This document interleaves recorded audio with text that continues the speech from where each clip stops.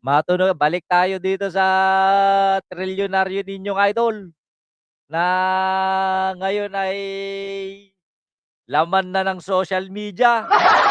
Bakit nga pala hindi nakapagpiyansa? Ay, kanina, binalita natin yung tila pagbibigay ng simpatya ni Raffy Tulfo dito kay Norman Mangusin. Pero teka, paano makakalaya yan si Norman Mangusin kung sunod-sunod? Eto muna, babalitaan ko, kakasuhan daw ni Norman Mangusin. Kakasuhan daw ni Norman Mangusin ang CIDG. Paano ba yan? CIDG, handa-handa na kayo. Kakasuhan kayo ng trilyonaryo. Ah, tawag ito, kampo ni Francis Leo Marcos pinag-iisipan. Yun lang, hindi ako maniniwala dyan na pinag-iisipan. Walang isip yan. Pinag-iisipan ng legal na hakbang laban kay Napulcom Commissioner Kalinisan. 120 kailang piyansa, 1 met kwarta na, 100. Kasi ito, biglang tumapang ang kampo ni Norman Mangusin dahil dito, ito. Ay, hindi ko nakopya yun. Ah, hindi ko nakopya yun kay ano. Wow. Ito yun, no? Yung taong nahuli, hindi ko kilala yon. And I don't care. Good for him. Nahuli ka. Dahil meron kang warrant, dapat lang iserve yung warrant sa'yo. Hmm. At mayabang naman talaga yung taong yun. Sabi ng mga kaibigan ko, mayabang talaga yan. Kahit po sa comment section ngayon. Yes, mayabang siya. Go ahead. Karapatan mo magyabang. Nahuli ka, buti sa'yo. Pero wag Yun nga, wala ngang karapatang magyabang. yung makikipagsabuatan yung PNP doon sa nagreklamo laban sa kanya na pagdating doon sa press con, hiyain yung tao. Hindi naman ginagawa yan sa mga ibang kriminal na huli, hindi ba? Diyos ko naman, ikaw nga, halos murahin mo yung mga guest mo dyan. Hindi ka pa PNP. Hindi ka pa dyan. Halos ipahiya mo din yung mga nirereklamo sa iyong programa. Wala naman nagrereklamo sa iyo. Hugas kamay ka rin, di Raffy Tulfo. Meron yung nilagay sa maleta, chinap-chap. Ang dami na po. Hindi ko na mabilang. Kasama na lahat ng daliri ko sa kamay at sa kapaa ko na karumal-dumal, heinous crime na nahuli yung suspect. Hindi pinipress con. Hindi talaga. Paghingi Ikaw nga, Tulfo, wala nga kaso, pinapahiya mo ni. Binubulshit mo pa nga sa programa mo eh. Ano naman, ewan ko, porket kababayan, porket ka probinsya, ganon-ganon na lang. picture, hindi raw pwede. Kaya nga nag-hearing ako niyan, nanggalaiti ako sa hearing eh. Pero ito, unjust vexation, prenescon, ininsulto-insulto, nilait-lait pa. At nandun, Eh, di ba ganun din naman yung ginagawa ni Raffy Tulfo sa kanyang programa? Eh, yan may kaso. Eh, yung mga napupunta kay Tulfo, walang kaso, pinapahiya. O, linis kamay. complainant, pasigaw-sigaw at meron pang, Wow. meron talaga banda eh. Ma'am Rosalie Iglesias, Fronda, shout out. Ito to. Yung banda pang probinsya, meron. May turotot, may banda. Sabi ko, God damn. Now, walang pakialam sa away nung dalawang vlogger at walang pakialam dun sa mayabang na vlogger na nahuli. Good for you. Yabang mo, nahuli ka. Pero, O, paano yan, mga FLM? Mayabang daw yung si FLM, yung mga FLM supporters dyan. Sabi ni Tulfo, hawayin nyo na. mali ata yung pagtrato sa kanya.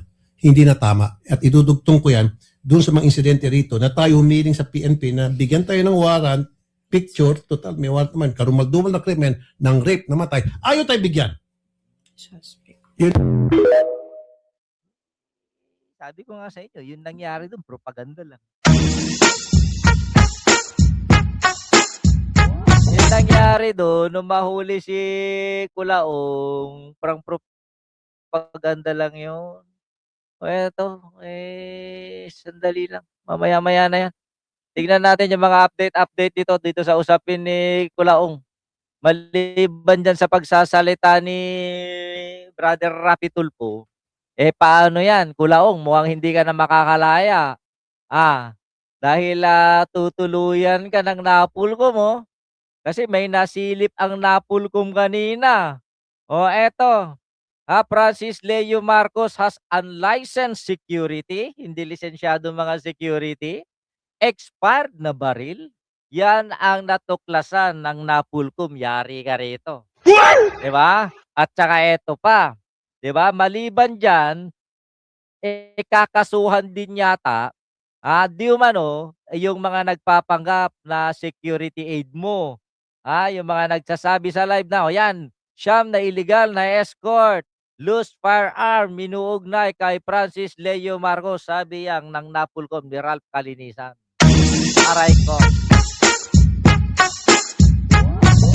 Anong sabi nila?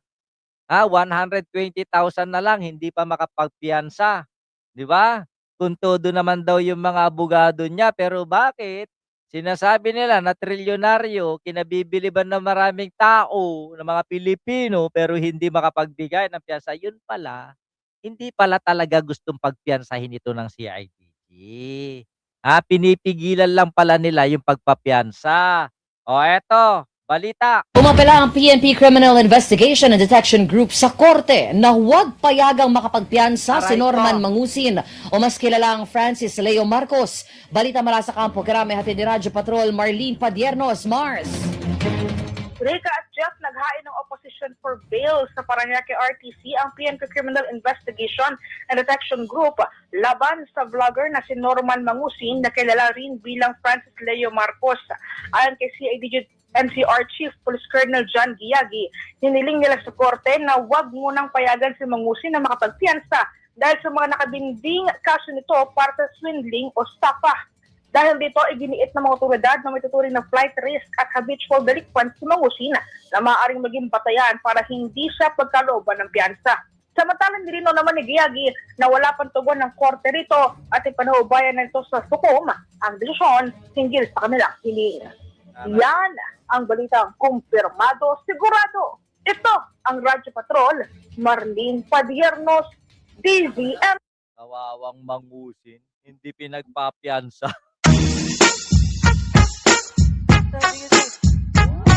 Buhay na buhay yung estafa case. Buhay na buhay yung swindling case. Yung large scale estafa, buhay na buhay yan na hindi niya inaatendahan sa mga hearing. Kaya ngayon, na-dispalko, kinuha ng pa-korte yung piyansa at tuloy ang kaso. Yun yun. Yun yung inaabangan ko na sinabi ko last week of November last year. Okay? May sumabay lang na vlogger kaya akala ng marami dahil kay makagago mapipin down to. Hindi, talagang mapipin down to yung mga previous na dahil sa kaso sumabay lang siya. Kaya sabi ko, bakit biglang nag-highlight tun si makagago? Yun pala, sinabayan lang din. Okay. Okay, speaking na balitang yan, naano ko lang yun kay parang ano 'no, Jay na ipinasa mo yun sa'kin 'di ba? Yung, kay makagago, bakit wala sa akin? Wala, eh, oh, wala. Pero kunin ko dun kay ano, kay Anthony Lim. Panood natin, mula kay Anthony Lim, tingnan. Kasi ang dahilan ninyo, hindi pa naman yung tao. O tama, hindi naman talaga siya pa at napawalang sala siya. O so binlar ninyo. Pero ang kaso nun, ito, hindi nyo binlar. Nilabas nyo pa, pinresinta at ito pa pinakamatindi. Akin niya, forgivable pa yung ipresenta mo siya eh. Forgivable pa kahit pa paano, mapapatawad pa kayo dun. Pero yung ilagay nyo si doon at tatalakad ni Makagago daw. asan sa libro yan? Asan sa rules and regulation yan? Wow. Napababayaan ninyo, papupuntahin nyo doon yung nag-aakusa sa kanya at mumurahin siya? Again wala akong kinakampihan dito. Ang sinasabi ko dito, mali yung ginawa nyo. Mali. Pasensya na kayo. Mahal ko ang PNP. Maraming professional dyan. Yung PNP chief natin ngayon, professional. Napaka-professional yung PNP chief natin ngayon. Wow. Sa tingin ko. Pero, bakit yung mga tauhan niya ganito ginagawa? Ito, kagagawan lang ba ito ng Napolcom? Sinusunod nyo lang ba Napolcom? Ako ito lang ang basa ko dyan eh. Panakip butas ito. Wow. Ginawa nila ito Dahil alam naman natin, maraming bullshit kay FLM. Kasama na ako doon. Ginawa nila ito para magalit kay FLM. At pagtakpan yung press con o press briefing na nangyari ng mga security ni Zaldico. Yun ang dahilan. Lakas ng trip ni Banat.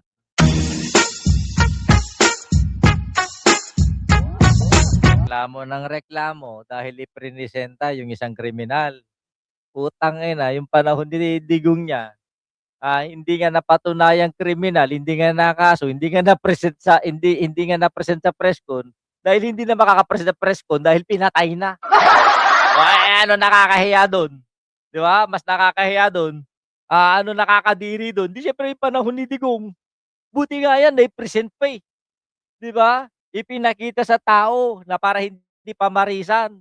Ba, yung ginawa ni Digong, pinatay, pinagbintangang kriminal, drug addict, drug pusher, pinatay. Nung hindi pa nakontento, tinaniman pa ng droga. Oh, alin ang mas nakakahiya doon? 'Di ba? Ginagamit-gamit nyo lang si Kulaong eh para may galit kasi yan, sino Makagago at saka kontrapelo kasi ang Makagago at saka yung grupo ni Banat Bay. Ganun lang yun kasi hindi maka-score si Banat Bay dun sa mga babae ni Makagago. Yun lang yun.